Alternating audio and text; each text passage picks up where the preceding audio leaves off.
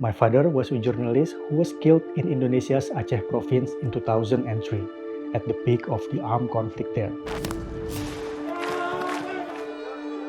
More than 2 decades on, I may now finally have some answers as to how he died.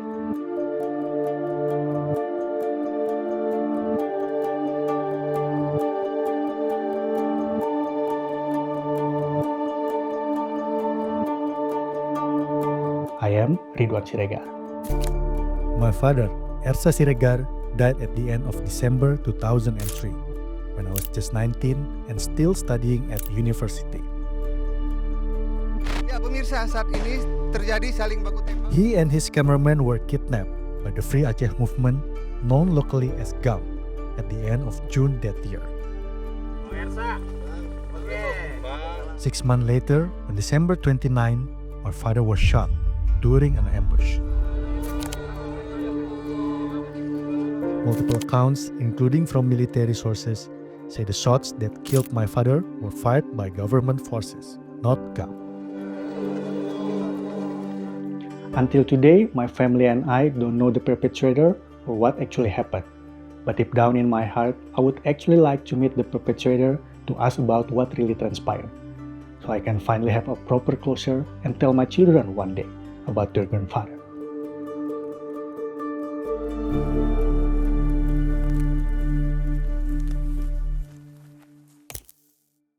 My father died, but the other hostages didn't. Ferry Santoro, his then 35-year-old cameraman, was released in May 2004, almost a year after being in captivity. It's time to meet him again after so many years. Itu kejadian tanggal 29 Desember 2003. Emang waktu itu kita tempat tinggal di kayak semacam emang semuanya kan kanan kiri itu rawa semua itu. Kita di atas itu loh, kayak panggung itu loh. That morning, all but one of the GAM members left their hiding place to search for a new one because they believed the military knew their whereabouts. So there were only the 4 of them left. Uncle Ferry, my father, another civilian, and a single GAM member who was busy preparing lunch. Tahu-tahu radius 10 meter dari sini, dari tempat saya tempat nginep sampai 10 meter lah kejadian. Tahu-tahu dia berondong, saya nggak tahu persis ada, pokoknya ada suara, tahu-tahu nembakin di tempat kami, bung bung bung bung bung gitu semuanya. Suaranya nyaring banget udah saya. Jadi waktu itu sempat lihat nggak sih Om penembaknya itu siapa? Masing-masing kita menyelamatkan diri, kita nggak lihat Bang Ersa seperti apa, saya nggak tahu. Begitu saya mau lompat gitu, tembakanlah dari pas kaki saya persis. Kalau saya nggak lompat udah kena mungkin. Uncle Ferry was recaptured by GAM hours after fleeing. It was only 2 days later that he found out what happened to my father. Dia sempat minta maaf dulu sama saya. Sempat minta maaf, Bang. Maaf ya, kenapa saya bilang gitu. Ini Bang Ersa sudah tembak sama siapa? Nah, dia bilang bahasanya dia sama TNI gitu loh. Dan saya di situ langsung bahasa saya udah lemas aja, udah nggak bisa ngapa-ngapain aja udah. Buat seperti apa namanya, kita nggak punya teman ngobrol lah, teman apalah di situ, karena beliau kan selama sama saya selama itu kan sangat memberikan support terus walaupun. But another colleague of my father claimed to have spoken with the perpetrator on the day my father was shot dead. His name is Diki Martias, and he was a producer with RCT Art. Diki and his colleagues were rushing to break the news of my father's death when Diki received a phone call. Pokoknya intinya itu dia bilang, dia minta maaf, dia nggak tahu kalau yang dia tembak itu dia atau mereka tembak. Saya nggak yakin dia penembaknya langsung. Saya sempat kaget, ini siapa? Saya nggak yakin dia nyebut nama lengkap, dia pokoknya Bang Ucok. Terus gimana ceritanya? Pokoknya kita dapat perintah untuk menghadang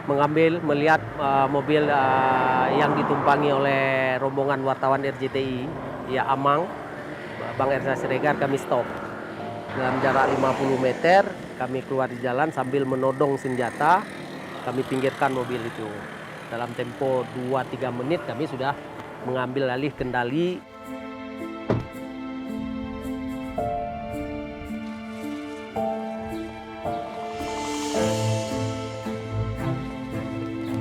Ini tempat malam pertama Bang Ersa kita bawa kemari dan ini.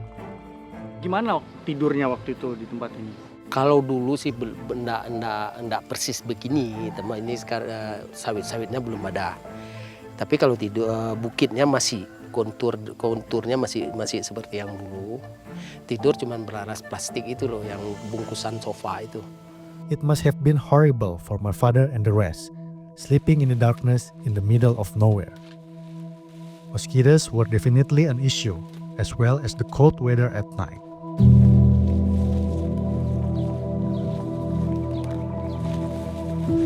Uncle Awi said they move a lot.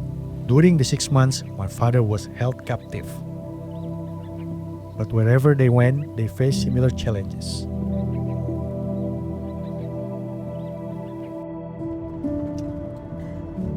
We returned to Jakarta, still not knowing exactly who shot my father. But Uncle Munir mentioned the names of several military personnel. One of them is retired Lieutenant General Bambang Darmono. He was the commander of the Indonesian military in Aceh until early December 2003, when my father was held hostage. We were told there were differing accounts about Bambang's relationship with my father. To keep the interview neutral, Kiki will ask the question while I film, including questions about the military's efforts to free him. Kalau seperti sekarang ada drone begini, ya, lain lagi ceritanya. Tapi bagi saya ketika saya sudah di Jakarta, ya aku monitor aja lah gitu. Kemudian dia mati kan, kalau nggak salah Yon Marinir itu. Marinir? Iya. He didn't want to elaborate, as he was not in charge anymore when the shooting happened, and his successor had already died. But he said that Ahmad Yani Basuki, the military spokesperson in Aceh at that time, might know more. Mr. Yani told us that the military didn't have a lot of troops in Simpang Ulim at the time because they were scattered throughout the conflict zones. Gerakannya kan gerakan juga senyap kan, rata-rata gerakannya senyap kan, sehingga kita pun juga sebenarnya pasukan kecil juga. He said there were probably around 5 to 10 soldiers in the area at the time. He also said the shooting was not part of any rescue operation. Ketika almarhum, kita mendengar almarhum Ersa Siregar itu tertembak, di Koop itu juga suasana keprihatinan terasa gitu ya. Saya betul-betul kenal dia itu orang tanpa lelah lah menurut saya. Dan sebetulnya periak. Beliau nggak pernah terlihat sebagai seorang yang punya beban di daerah konflik itu, saya nggak melihat itu. It gave me comfort knowing that Mr. Yani thought highly of my father.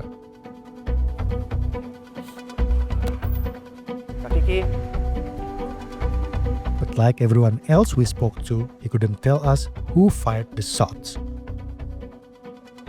We spent months pursuing other leads in the military, calling them repeatedly, only to be turned down. Boleh nggak saya ketemu Bapak dan wawancara? We tracked down people who covered the conflict in Aceh in 2003, and people who may know the Marine Uncle Munir mentioned.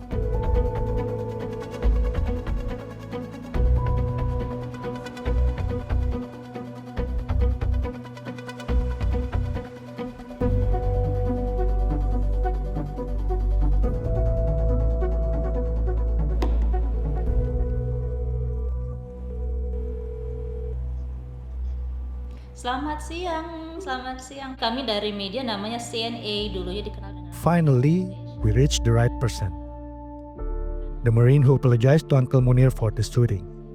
It turned out he is in Jakarta and still in service.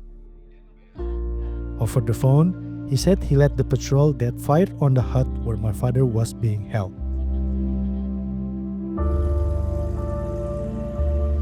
Months later, he finally agreed to an interview on the condition that he not be named or filmed. Ini yang kita nantikan ya.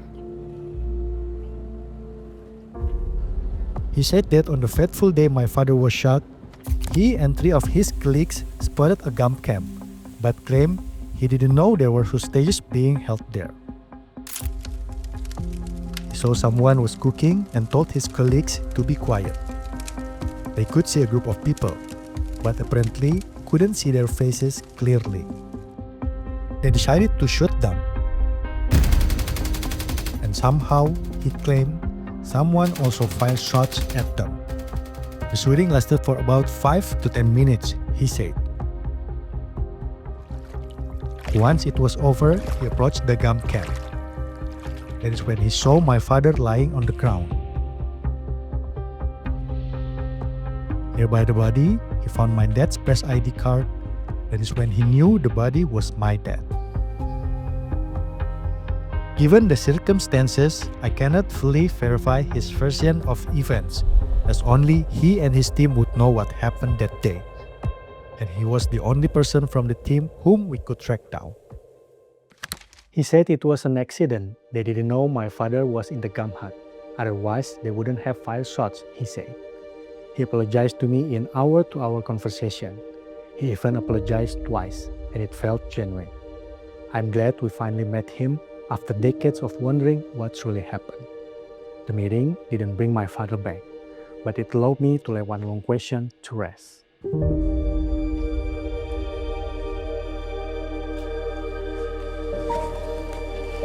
Ingat nggak? Ingat lah. Apa ya? Liburan terakhir di Bali. Tahun berapa ini? Kalau nggak salah 2002. Nah, inilah foto terakhir kita nih ya sama Amang. I feel fortunate that through this journey, I get to know more about my father, decades after his death. And I feel proud to be his son, the son of a tough journalist.